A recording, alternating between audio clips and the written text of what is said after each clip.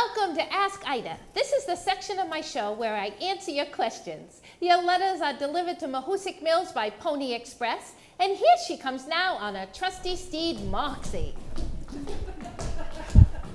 Oh, Woohoo! no!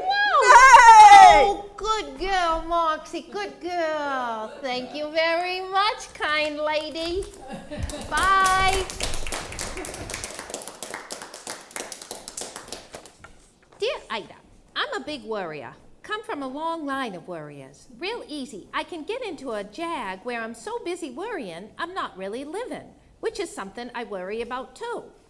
Frankly, it's wearing me out, and I'm ready to do something about it. But what? Any suggestions to help me stop worrying? Worrywart in Waterville. Dear Worrywart, I have a question for you. What were you worrying about 6 months ago? If you're like me, you probably can't remember. Worrying is one of those things that is a complete waste of time, but we do it anyway.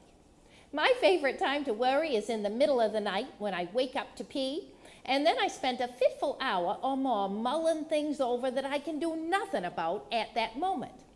Let me put on my official certified Maine Life Guide magic moose antlers, and I'll give you a couple of things you can do to get that worry under control.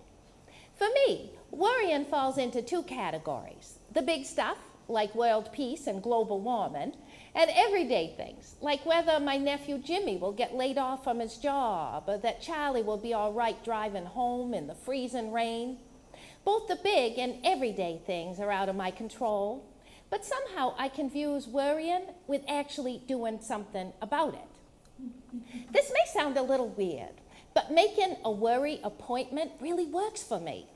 Say I'm worried about Jimmy getting laid off from his job at the Forestry Service. He counts trees or something like that, just loves it.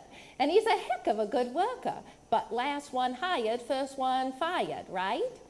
So I find myself thinking about Jimmy throughout the week, and my stomach starts churning every time I do. That's a waste of time and energy. I take myself in hand and I say, okay, Ida, you can worry like crazy about Jimmy on Friday from 4:30 to 5:30. That's when he gets out of work and picks up his paycheck. If he gets a pink slip, he'll call his mother, my sister Irene, and she'll call me. Anytime during the week when I find my mind wandering to Jimmy and his job, and I start poking at that worry like a sore tooth, I remind myself, not now. You can worry all you want on Friday. That way, I still feel like I'm doing my part, showing I care by worrying about Jimmy, but keeping it to an hour. That frees up a lot of brain space. Lots of times I'll set a worry appointment, and by the time I get to it, the worry has already passed. So I skip the worrying altogether.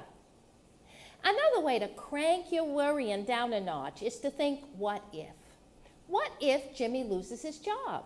We'll deal with it, right? We've all had bad things happen, but somehow we make it through. And we'll continue to roll with whatever comes our way because we always have. It seems what they call counterintuitive, but asking yourself, what if the worst happens, makes you realize that you can handle it. And once you realize that, the knot in your stomach and the clenching around your heart relaxes and the worry lessens. Like the saying goes, worry is like a rocking chair. It gives you something to do, but never gets you anywhere. If you'd like to ask Ida, just send a letter to PPM TV, 280 Marcy Street, Portsmouth, New Hampshire, 03801. Attention, Ida. Your letters will be delivered to Mahoosuc Mills by Pony Express. I look forward to hearing from you.